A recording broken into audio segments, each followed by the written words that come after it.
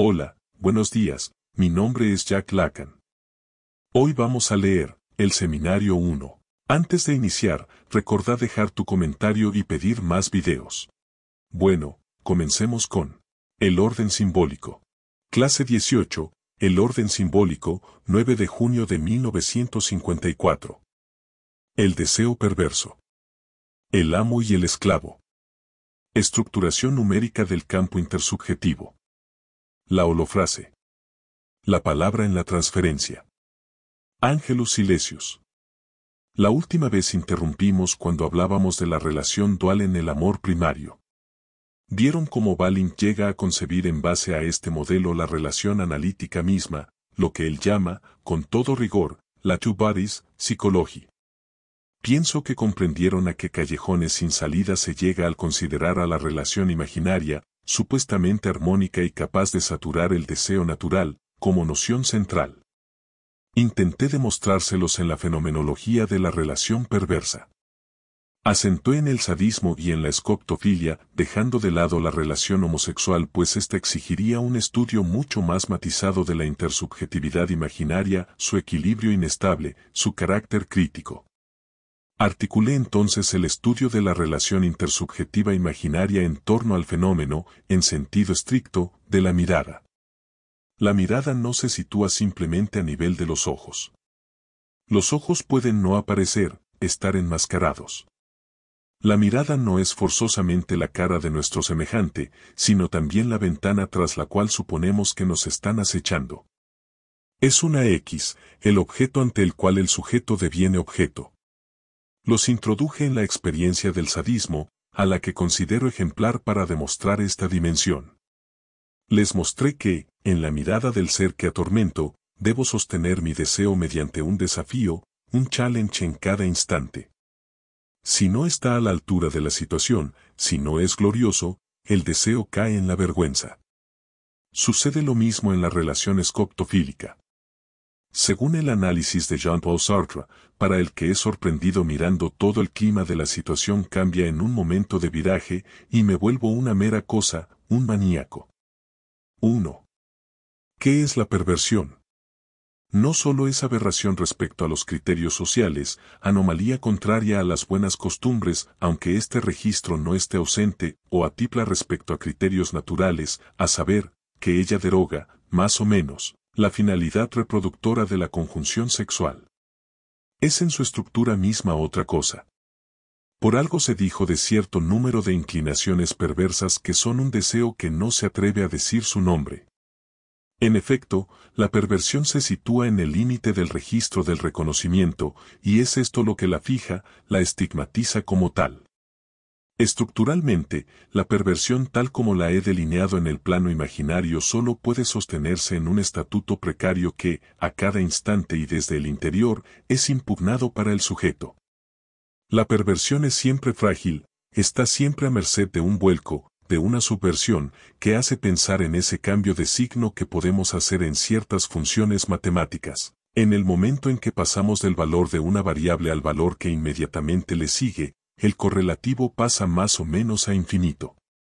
Esta incertidumbre fundamental de la relación perversa, que no logra establecerse en ninguna acción satisfactoria, constituye uno de los aspectos del drama de la homosexualidad. Pero es también esta estructura la que confiere su valor a la perversión. La perversión es una experiencia que permite profundizar lo que puede llamarse, en su sentido pleno, la pasión humana, para emplear una expresión de Spinoza, es decir, aquello por lo cual el hombre está abierto a esta división consigo mismo que estructura lo imaginario, o sea, entre O y O, la relación especular. En efecto, es profundizarte en esta llancia del deseo humano donde aparecen todos los matices que se escalonan de la vergüenza al prestigio, de la bufonería al heroísmo, a través de los que el deseo humano está por entero expuesto, en el sentido más profundo del término, al deseo del otro. Recuerden ustedes el prodigioso análisis de la homosexualidad que desarrolla Prost en el mito de Albertina. Poco importa que este personaje sea femenino, la estructura de la relación es eminentemente homosexual. La exigencia de este estilo de deseo solo puede satisfacerse en una captura inagotable del deseo del otro, perseguido hasta en sus sueños por los sueños del sujeto, lo cual implica que a cada instante hay abdicación total del deseo propio del otro. Incesante báscula del espejuelo que, a cada instante, da una vuelta completa sobre sí mismo, el sujeto se agota en la persecución del deseo del otro, que jamás podrá captar como su propio deseo, porque su propio deseo es el deseo del otro. Se persigue a sí mismo. En esto radica el drama de esa pasión celosa que también es una forma de la relación intersubjetiva imaginaria.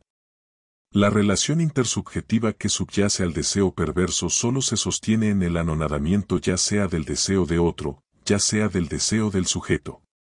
Únicamente se la puede captar en su límite, en esas inversiones cuyo sentido solo se vislumbra en un relampagueo. Esto quiere decir, reflexionen bien, que, en uno como en otro, esta relación disuelve el ser del sujeto. El otro sujeto se reduce a no ser más que el instrumento del primero, que es el único que permanece sujeto como tal, pero reduciéndose el mismo a no ser sino un ídolo ofrecido al deseo del otro. El deseo perverso se apoya en el ideal de un objeto inanimado. Pero no puede contentarse con la realización de este ideal. Apenas lo realiza, en el momento mismo en que lo alcanza, pierde su objeto. Su apaciguamiento, por su estructura misma, está condenado así a realizarse antes del contacto, ya sea por la extinción del deseo, ya sea por la desaparición del objeto. Enfatizo desaparición, porque en este tipo de análisis encuentran ustedes la clave secreta de esa afanisis de la que habla Jones cuando intenta aprender, más allá del complejo de castración, lo que encuentra en la experiencia de ciertos traumas infantiles. Pero nos perdemos con él en una especie de misterio, porque ya no encontramos el plano de lo imaginario. A fin de cuentas, gran parte de la experiencia analítica no es más que esto, la exploración de los callejones sin salida de la experiencia imaginaria, de sus prolongaciones que no son innumerables pues descansan en la estructura misma del cuerpo en tanto que ella define como tal una topografía concreta.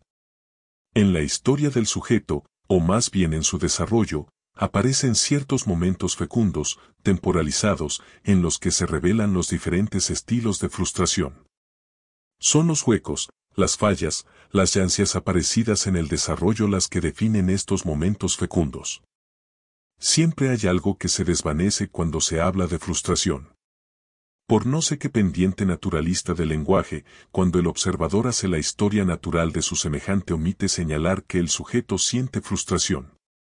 La frustración no es un fenómeno que podamos objetivar en el sujeto en forma de una desviación del acto que lo une a este objeto. No es una aversión animal. Por prematuro que sea, el sujeto siente el mismo el objeto malo como una frustración. Y, en el mismo movimiento, la frustración es sentida en el otro. Hay una relación recíproca de anonadamiento, una relación mortal estructurada por estos dos abismos, o el deseo se extingue, o desaparece el objeto. Por ello vuelvo a tomar en muchos recodos la referencia a la dialéctica del amo y el esclavo, y vuelvo a explicarla. 2. La relación del amo y el esclavo es un ejemplo límite, puesto que, claro está, el registro imaginario donde se despliega solo aparece en el límite de nuestra experiencia. La experiencia analítica no es total. Se define en otro plano que el plano imaginario, en el plano simbólico. Hegel da cuenta del vínculo interhumano. Tiene que responder no solo de la sociedad sino también de la historia. No puede descuidar ninguno de sus aspectos. Ahora bien, uno de esos aspectos esenciales no es ni la colaboración entre los hombres, ni el pacto, ni el vínculo de amor, sino la lucha y el trabajo. Hegel se centra en este aspecto para estructurar en un mito originario la relación fundamental, en el plano que él mismo define como negativo, como marcado de negatividad. Lo que diferencia la sociedad animal, no me asusta la expresión de la sociedad humana, es que esta última no puede fundarse en ningún vínculo objetivable. Debe incorporarse la dimensión intersubjetiva como tal. Por lo tanto, en la relación entre amo y esclavo no se trata de domesticación del hombre por el hombre. Esto no es suficiente. ¿Qué es lo que funda pues esta relación? No es el hecho de que quien se acepta vencido pida clemencia y grite, sino el hecho de que el amo se ha comprometido en esta lucha por razones de puro prestigio y que, por ello, ha arriesgado su vida. Este riesgo marca su superioridad y es en su nombre, y no en el de su fuerza, que es reconocido como amo por el esclavo. Esta situación comienza por un callejón sin salida, ya que para el amo el reconocimiento del esclavo nada vale, puesto que quien lo reconoce no es más que un esclavo, es decir, alguien que el amo no reconoce como hombre. La estructura del punto de partida de esta dialéctica hegeliana no presenta salida alguna. Ven así como no carece de afinidad con el callejón sin salida de la situación imaginaria. Sin embargo, esta situación va a desarrollarse. Su punto de partida es mítico, puesto que imaginario. Pero sus prolongaciones nos introducen en el plano simbólico. Ustedes conocen esas prolongaciones, son las que permiten que se hable de amo y esclavo. En efecto, a partir de la situación mítica, se organiza una acción y se establece la relación del goce y del trabajo. Al esclavo se le impone una ley, satisfacer el deseo y el goce del otro. No basta con que pida clemencia, es necesario que vaya a trabajar. Y cuando se va al trabajo aparecen normas, horarios, entramos en el dominio de lo simbólico. Si lo miran más de cerca, este dominio de lo simbólico no se encuentra en una simple relación de sucesión con el dominio imaginario cuyo pivote es la relación intersubjetiva mortal. No pasamos de uno a otro por un salto de lo anterior a lo posterior, tras el pacto y el símbolo. De hecho, el mito mismo solo puede ser concebido como ya ceñido por el registro simbólico, en función de lo que ya señalé hace un rato. La situación no puede estar fundada en no sé qué pánico biológico ante la cercanía de la muerte. Nunca la muerte es experimentada como tal, nunca es real. El hombre solo teme un miedo imaginario. Pero esto no es todo. En el mito hegeliano, la muerte no está ni siquiera estructurada como temor, está estructurada como riesgo y, por decirlo todo, como apuesta. Porque existe desde el comienzo, entre el amo y el esclavo, una regla de juego. No insisto más por hoy en este punto. Solo lo digo para los más amplios, la relación intersubjetiva que se desarrolla en lo imaginario, está implicada implícitamente, al mismo tiempo, en tanto estructura una acción humana, en una regla de juego. Retomemos en otro aspecto la relación de la mirada. Estamos en tiempo de guerra. Avanzo en la llanura y supongo que estoy bajo una mirada que me acecha. Si lo supongo, no es porque tema que mi enemigo se manifieste de algún modo, atacando, pues en ese caso la situación se relaja y sé con quién habérmelas. Lo que más me importa es saber lo que el otro imagina, detecta de mis intenciones cuando avanzo, porque para mí se trata de ocultarle mis movimientos.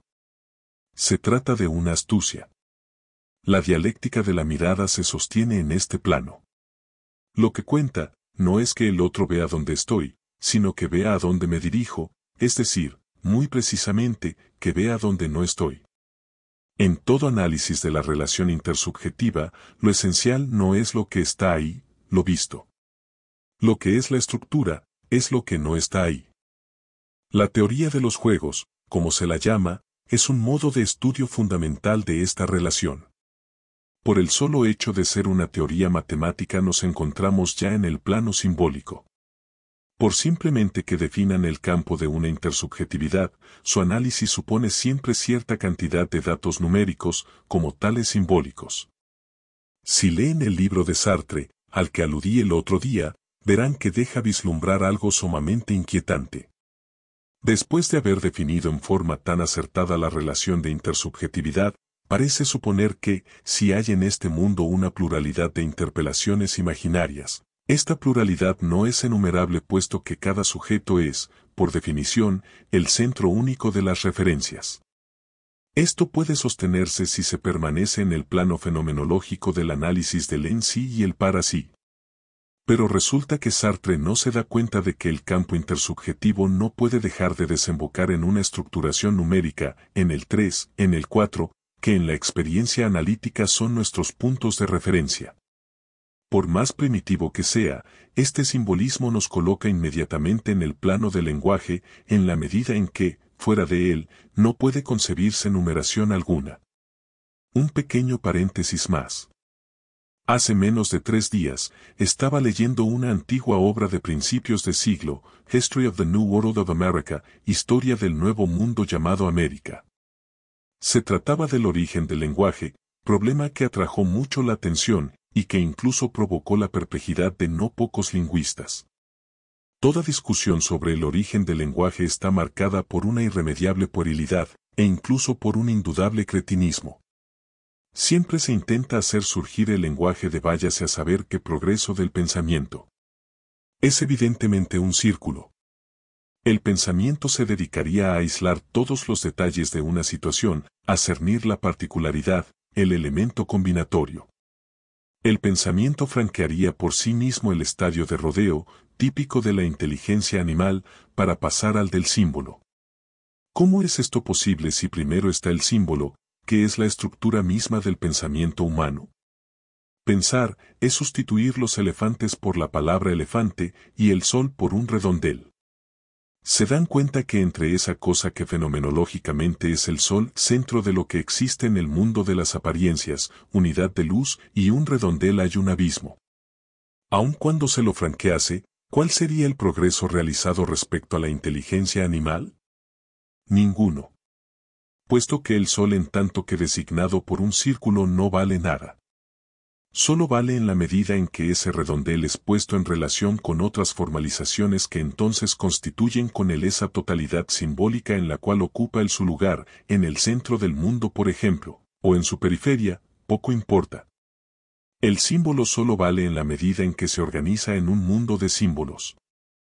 Quienes especulan sobre el origen del lenguaje e intentan montar transiciones entre la apreciación de la situación total y la fragmentación simbólica siempre se sienten atraídos por las llamadas holofrases. En los usos de algunos pueblos, y no tendrían necesidad de ir muy lejos para encontrar un uso habitual, hay frases, expresiones que no pueden descomponerse y que se refieren a una situación tomada en su conjunto, son las holofrases. Hay quienes creen que en la holofrase puede captarse un punto de unión entre el animal, quien circula sin estructurar las situaciones, y el hombre que vive en un mundo simbólico. En la obra que mencioné hace un instante, leí que los fritianos pronuncian en ciertas situaciones la siguiente frase, que no es una frase que pertenece a su lenguaje y que no es reductible a nada, mamila pa ni patapá. En el texto no está indicada la fonetización, y solo puedo decirla así. ¿En qué situación se pronuncia esta holofrase? Nuestro etnógrafo lo escribe con total inocencia, state of events of two persons looking at each other hoping that the other will offer to do something which both parties desire but are unwilling to do. Es decir, situación entre dos personas, mirándose una a otra, esperando cada una que la otra ofrezca hacer algo que ambas partes desean pero que no están dispuestas a hacer.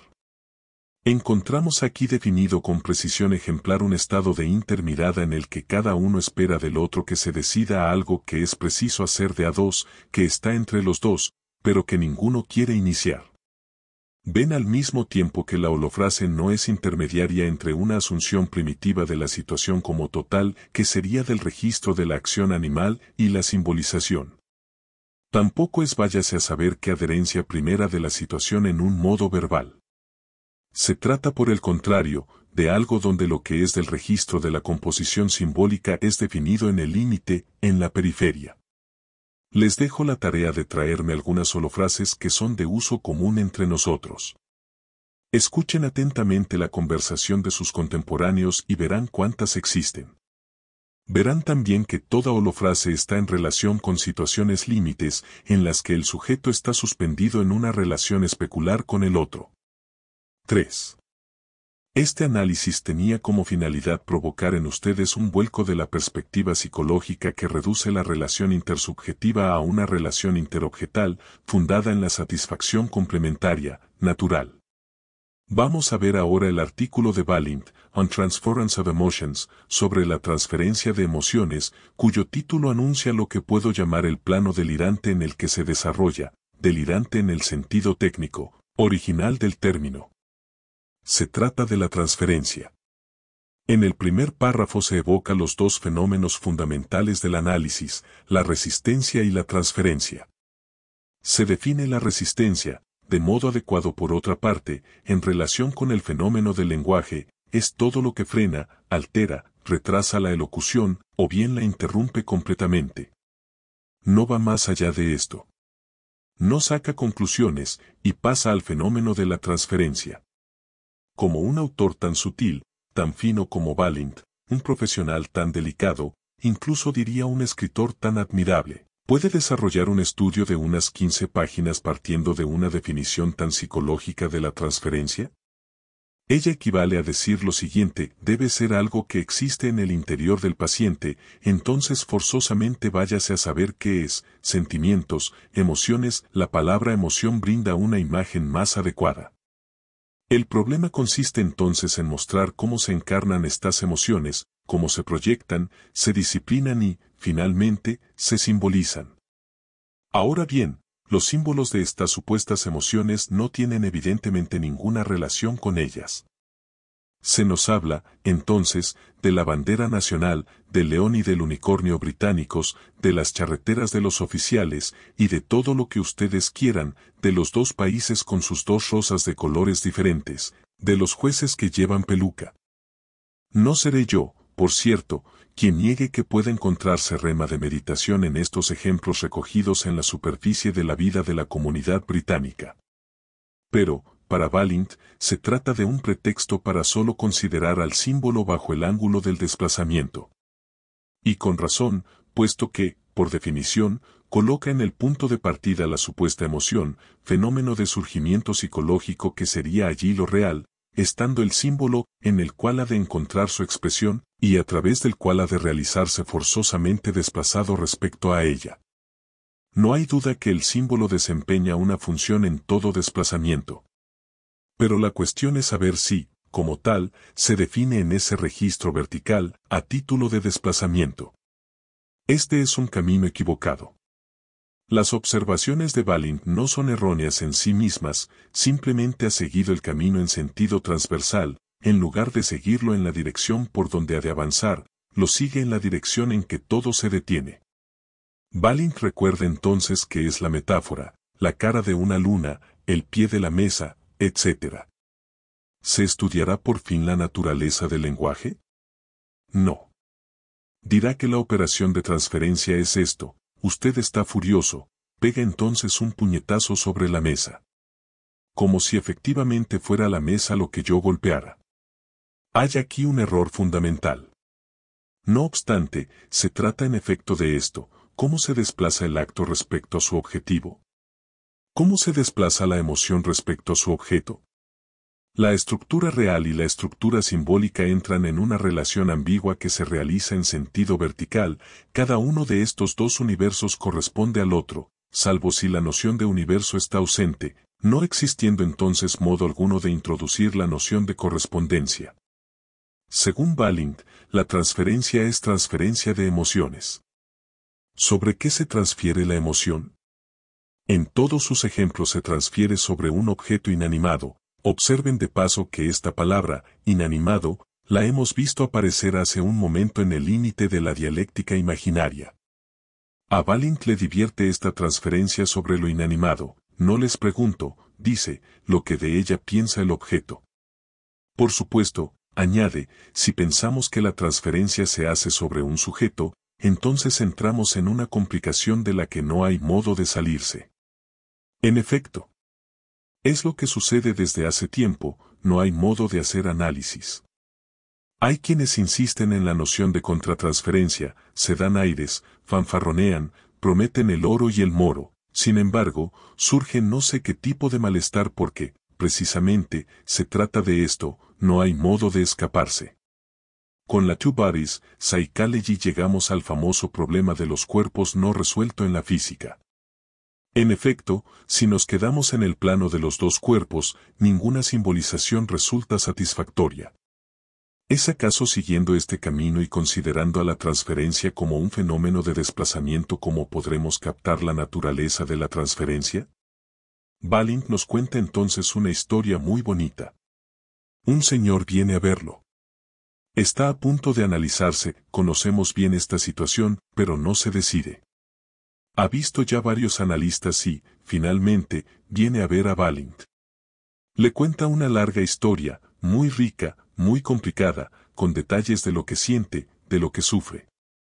Es ahí cuando Balint, cuyas posiciones teóricas estoy difamando, y Dios sabe con cuánto pesar lo hago, se revela como el maravilloso personaje que es. Balint no cae en la contratransferencia, es decir, hablando con propiedad no es un imbécil, en el lenguaje cifrado en el cual estamos estancados se llama ambivalencia al hecho de odiar a alguien, y contratransferencia al hecho de ser un imbécil.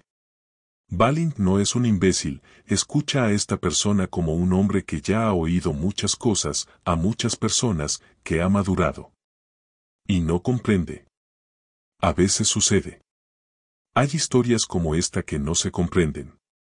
Cuando no comprendan una historia, no se acusen de inmediato, díganse, no comprendo, esto debe tener un sentido. No solo Balint no comprende, sino que considera que tiene derecho a no comprender. No le dice nada al Señor, y lo hace volver. El tipo vuelve. Sigue contando su historia. Carga las tintas. Balint sigue sin comprender. Lo que le cuenta el otro son cosas tan verosímiles como otras cualesquiera, pero el problema es que no concuerdan.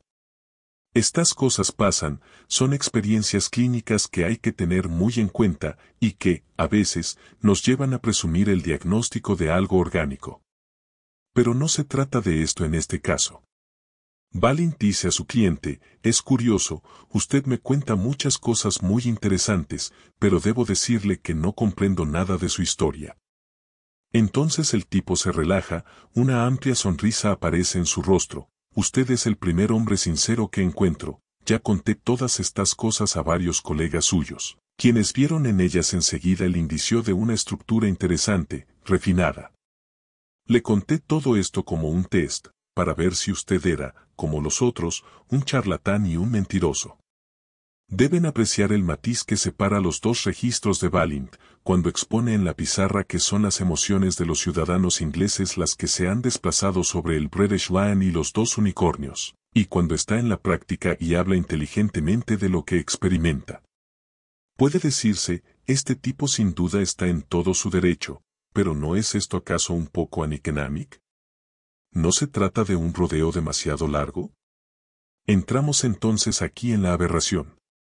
Pues no se trata de saber si es económico o no. La operación de este señor se sostiene dignamente en su registro, puesto que en el punto de partida de la experiencia analítica está el registro de la palabra embustera. La palabra es la que instaura la mentira en la realidad. Precisamente porque introduce lo que no es, puede también introducir lo que es. Antes de la palabra, nada es ni no es. Sin duda, todo está siempre allí, pero solo con la palabra hay cosas que son verdaderas o falsas, es decir, que son y cosas que no son. Solo con la dimensión de la palabra se cava el surco de la verdad en lo real. Antes de la palabra no hay verdadero ni falso. Con ella, se introduce la verdad y también la mentira, y muchos otros registros más. Antes de separarnos hoy, coloquemos todo esto en una especie de triángulo de 3 vértices. Aquí la mentira. Allí la equivocación, no el error, ya volveré sobre este punto. Y luego, ¿qué más? La ambigüedad. Ambigüedad a la que está condenada la palabra por su propia naturaleza. Pues el acto mismo de la palabra, que funda la dimensión de la verdad, queda siempre, por esto mismo, detrás, más allá. La palabra es por esencia ambigua. Simétricamente, se cava en lo real el agujero, la llancia del ser como tal.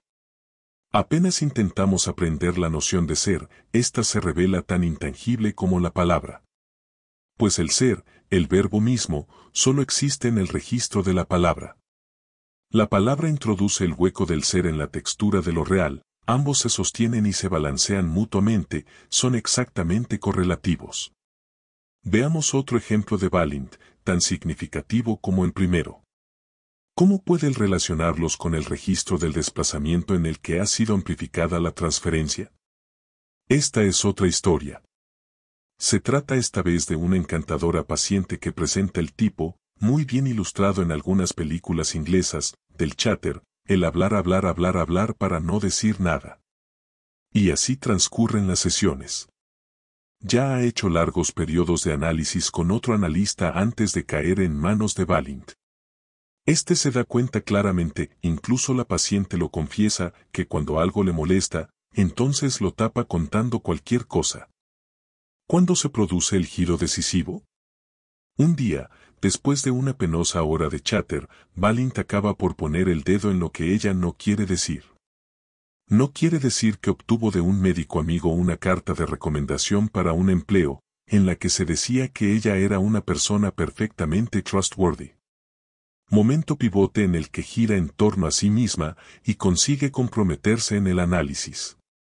Balint consigue justamente que ella confiese que, justamente, siempre se trató de esto para ella, no hay que considerarla como trustworthy, es decir, como alguien que se compromete con sus palabras. Puesto que si sus palabras la comprometen será necesario que se ponga a trabajar, como el esclavo antes mencionado, será preciso que entre en el mundo del trabajo, es decir en la relación adulta homogénea del símbolo, de la ley. ¿Está claro? Siempre comprendió muy bien la diferencia existente entre el modo en que se acogen las palabras de un niño y el modo en que se acogen las palabras de un adulto. Charla para no comprometerse, no situarse, en el mundo de los adultos, donde siempre en mayor o menor grado se está reducido a la esclavitud, charla para no decir nada y puebla de viento sus sesiones. Podemos detenernos un instante y meditar acerca del hecho de que también el niño tiene palabra. Una palabra que no está vacía. Que está tan llena de sentido como la palabra del adulto. Incluso, está tan llena de sentido que los adultos se la pasan maravillándose de ella, qué inteligente es, mi lindo pequeñito. ¿Vieron lo que dijo el otro día? Todo radica en esto. En efecto, como vimos hace un momento, existe allí ese elemento de idolatría que interviene en la relación imaginaria. La palabra admirable del niño es quizá la palabra trascendente, revelación del cielo, oráculo de pequeño Dios, pero lo evidente es que no le compromete a nada. Y cuando las cosas no funcionan se hacen entonces los mayores esfuerzos para arrancarle palabras que comprometan. Dios sabe hasta qué punto patina la dialéctica del adulto. Se trata de vincular al sujeto con sus contradicciones, de hacerle firmar lo que dice, y así comprometer su palabra en una dialéctica. En la situación de transferencia, dice Balint, no yo, y tiene razón aun cuando ella sea otra cosa que un desplazamiento, se trata del valor de la palabra, no ya esta vez en tanto ella crea la ambigüedad fundamental, sino en tanto ella es función de lo simbólico, del pacto que une entre sí a los sujetos en una acción. La acción humana por excelencia está fundada originariamente en la existencia del mundo del símbolo, a saber en leyes y contratos. Es realmente en este registro en el que Balint, cuando está en lo concreto, en su función de analista, hace girar la situación entre él y el sujeto. A partir de ese día, puede señalarle todo tipo de cosas a su paciente, por ejemplo, cómo ella se comporta en sus empleos, a saber, que apenas comienza a obtener la confianza general, se las arregla justamente para hacer algo que justifique que la pongan de patitas en la calle.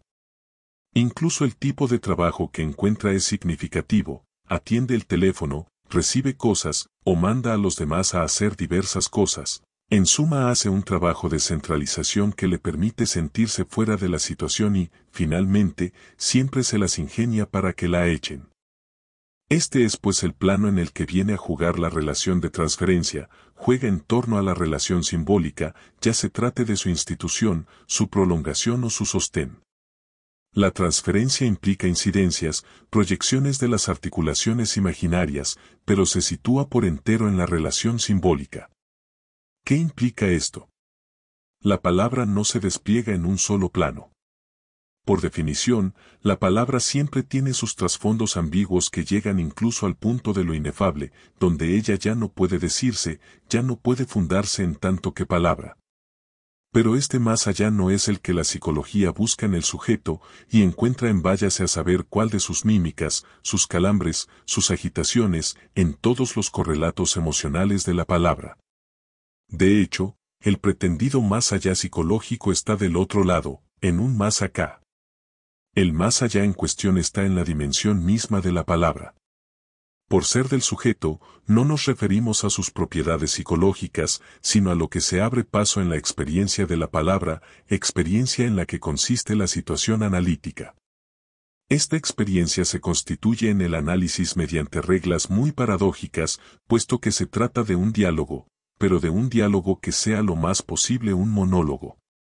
Se desarrolla según una regla de juego y, por entero, en el orden simbólico. ¿Me siguen?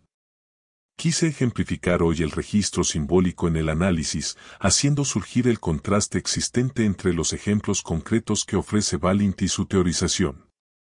De estos ejemplos se desprende, para Balint, que el resorte de la situación es la utilización que han hecho de la palabra cada una de estas dos personas, el tipo y la dama. Ahora bien, esta es una extrapolación abusiva. La palabra en el análisis no es en modo alguno la misma que, triunfante e inocente a la vez, puede utilizar el niño antes de haber entrado en el mundo del trabajo. Hablar en análisis no equivale a sostener en el mundo del trabajo un discurso voluntariamente insignificante. Ambos solo pueden ser vinculados por analogía. Sus fundamentos son diferentes. La situación analítica no es simplemente una ectopia de la situación infantil. Es, ciertamente, una situación atípica, y Balint intenta dar cuenta de ella analizándola como una tentativa de mantener el registro del primary love. Esto es cierto desde determinados ángulos, pero no desde todos. Limitarse a este aspecto es embarcarse en intervenciones desconcertantes para el sujeto. La experiencia lo prueba. Diciendo a la paciente que ella reproducía tal o cual situación de su infancia, el analista anterior a Balint no permitió el vuelco de la situación. Esta solo empezó a funcionar en torno al hecho concreto de que la dama tenía, esa mañana, una carta que le permitía encontrar un trabajo. Sin teorizarlo, sin saberlo, Balint intervenía en el registro simbólico, puesto en juego por la garantía dada, por el simple hecho de responder por alguien. Fue eficaz justamente porque estaba en ese plano. Su teoría está desfasada, también degradada. Sin embargo, cuando se lee su texto se encuentran, acaban de verlo, ejemplos maravillosamente luminosos. Balint, práctico excelente, no puede, a pesar de su teoría, desconocer la dimensión en la que se desplaza. 4. Entre las referencias de Balint, hay una que quisiera destacar aquí. Se trata de un dístico de alguien a quien Balint llama uno de nuestros colegas, ¿por qué no?, Johannes Schäffler. Johannes Schäffler realizó, a comienzos del siglo XVI, estudios muy profundos de medicina, en esa época probablemente tenía más sentido que ahora, y escribió con el nombre de Angelus Silesius unos cuantos dísticos sumamente cautivantes. ¿Místicos? Tal vez no sea el término más exacto. Se trata de la deidad y de sus relaciones con la creatividad que se sostiene por esencia en la palabra humana, y que llega tan lejos como la palabra, hasta el punto mismo en el cual ella termina por callarse. La perspectiva poco ortodoxa en la que siempre se afirmó Angelus Silesius es, de hecho, un enigma para los historiadores del pensamiento religioso. Ciertamente no es casualidad que surja en los textos de Balint. Los dos versos que cita son muy bellos. Se trata nada menos que del ser en tanto que está vinculado, en la realización del sujeto, con lo contingente o con lo accidental. Y para Balint esto resuena como el eco de lo que él concibe como el último término de un análisis, ese estado de erupción narcisista del que ya he hablado en una de nuestras reuniones. Esto también despierta ecos en mis oídos. Pero no concibo el fin del análisis del mismo modo. La fórmula de Freud, allí donde el ello estaba el yo debe estar, es entendida habitualmente como una grosera especialización y, a fin de cuentas, se reduce la reconquista analítica del ello a un acto de espejismo. El ego se ve en un sí mismo que no es más que su última alienación, tan solo más perfeccionada que todas las que hasta entonces conoció. No, lo constituyente es el acto de la palabra. El progreso de un análisis no consiste en la ampliación del campo del ego, no es la reconquista por el ego de su franja desconocida, es un verdadero vuelco, un desplazamiento, un paso de minué ejecutado entre el ego y el id. Ya es hora que les lea el dístico de Angelus Silesius, el 32º libro del peregrino querubínico. Zuvor und Besen.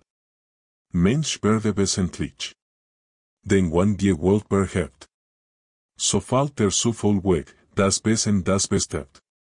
Este dístico se traduce así. Contingencia y esencia. Hombre, de bien esencial, pues cuando el mundo pasa, la contingencia se pierde y lo esencial subsiste. De esto se trata al fin de un análisis, de un crepúsculo, de un ocaso imaginario del mundo, incluso de una experiencia que limita con la despersonalización.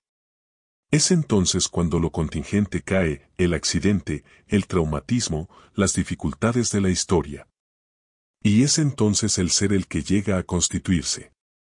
Manifiestamente, Angelus escribió esto en el momento en que realizaba sus estudios de medicina. El fin de su vida estuvo perturbado por las guerras dogmáticas de la Reforma y la Contrarreforma en las que asumió una actitud extremadamente apasionada. Pero los libros del peregrino querubínico producen un sonido transparente, cristalino.